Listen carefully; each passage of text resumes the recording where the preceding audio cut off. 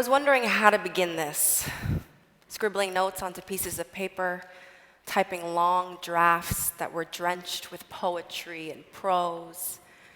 I was trying to figure out how to eloquently describe something that I do not deem eloquent: depression.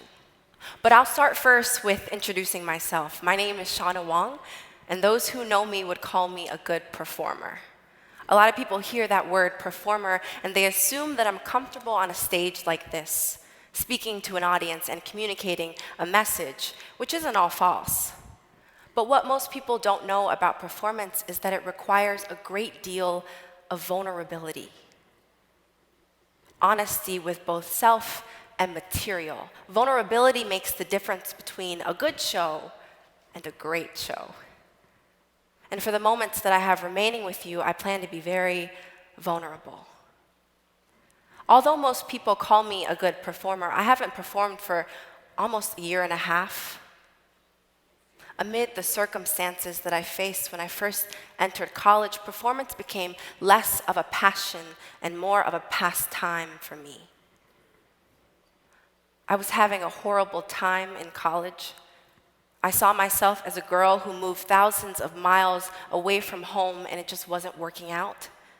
So I looked to performance as this outlet where I could escape from the reality in which I was living, where I could be someone else for just a moment, live in a different world, in a different time, so I wouldn't have to face myself. However, the delusion that that would be enough was short-lived, as I soon grew tired of playing other and never playing me. I just wanted to play me, but I didn't know who that was and how to do it. So I started to look at my own story.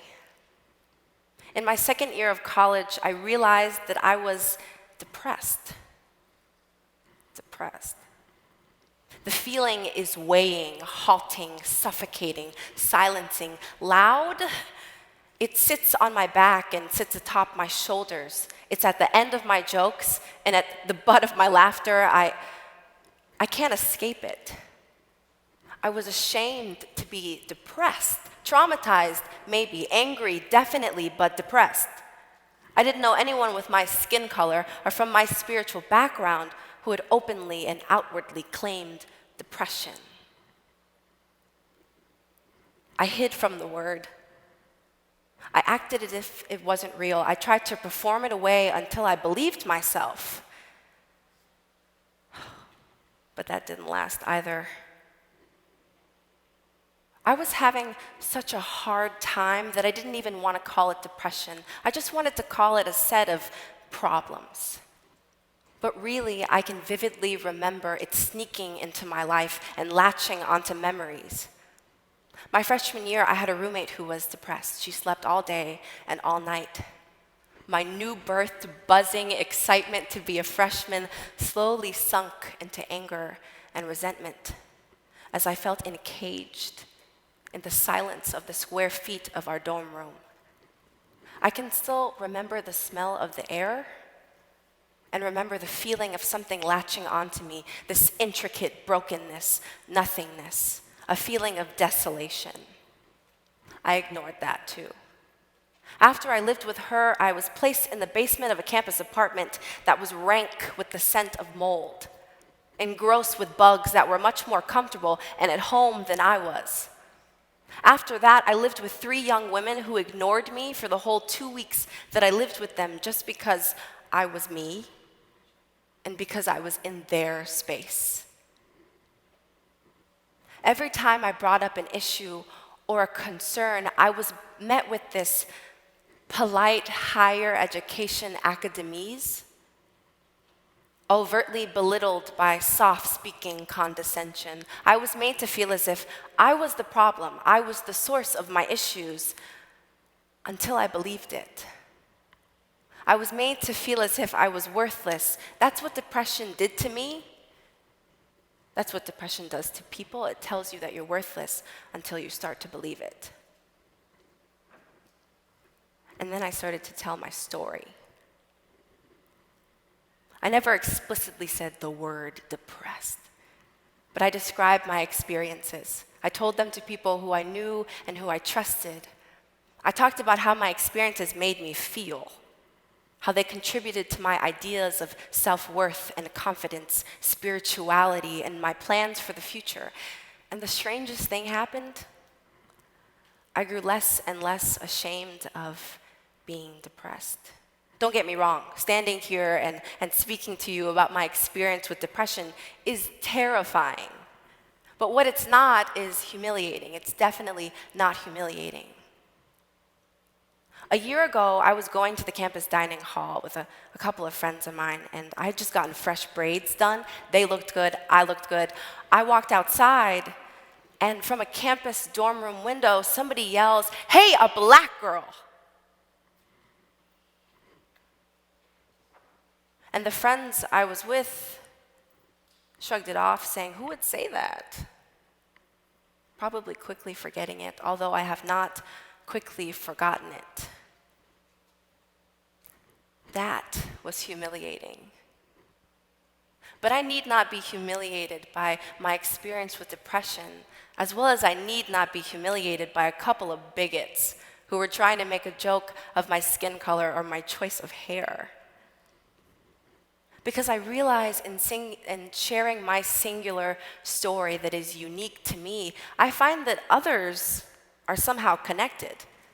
They felt the same feelings. Maybe they've gone through divergent or similar experiences. I realize that I have this power in my story, as strange as it seems, as terrifying as it is to tell it. I uncover a power. That's what storytelling can do. It connects people who otherwise would have never been connected. 2 years ago, I was given this assignment to listen to the Moth Radio Hour. I didn't want to do it, but I did it. And I can vividly recount a young man detailing, nervously asking the girl of his dreams to their senior prom. She said yes. So he got all dressed up, he bought a corsage, he drove to her house, he knocks on her door, but he's met with these looks of confusion on her parents' faces, which he later finds out is because they were wondering why their white daughter would go to prom with him. What those pictures they sent to friends and family would look like, what message that would convey. In a story that I listened to 2 years ago from a man that I will never meet, have never met, do not know, I recognized his own intricate brokenness, feelings of nothingness and desolation, and I'll never forget it. That's what storytelling can do. It weaves together lives that maybe would have never met, but somehow they meet and then we connect. There's always this "I get that" moment in storytelling. We've all felt it. When you're listening to a story and someone recounts a triumph or a victory or a trauma or a mistake or a regret, and you wholeheartedly understand what they're talking about. You get that experience. But it only happens when we operate in what I call a listening loop, where someone can tell a story and someone is listening. The listening loop is active when I listen to the Moth Radio Hour, because as the story was told, I wholeheartedly listened. The listening loop is half functioning in the story of me walking outside of the campus dining hall, because something was told, something was shared, but no one bothered to listen to what I had to say. No one ever asked me how I felt. We oftentimes give power to stories when we listen to them. When it was rough for me, and I mean really rough, worse than the experiences that I've recounted, the most gracious and grateful gift was someone sitting with me, standing with me, walking with me, and listening to me. And then Simone Weil's quote rings true that attention is the purest form of generosity. So what if we were generous in listening to the stories of those who deal with mental illness on a daily basis, who live with mental illness? What if we took time to listen to the stories of the oftentimes marginalized, other, genred? What if listening to those stories, wholeheartedly listening, giving our attention, became our focus point? I think it would look like a lot more people feeling less and less ashamed of whatever they're dealing with, because a lot more people would be saying, I get that. And in turn, I get you, I hear you, I'm listening to you. As I said before, there's power when we listen to stories. But what happens when we don't? There's a woman at the 77 in Cumberland bus stop that I see every time I'm there. She's spitting out the same lines, the same story to anyone in particular, no one in particular. She tells the story of a baby who was born and left at a hospital, and a man who was no good and left her too. As I see her, I notice that no one is listening to her story.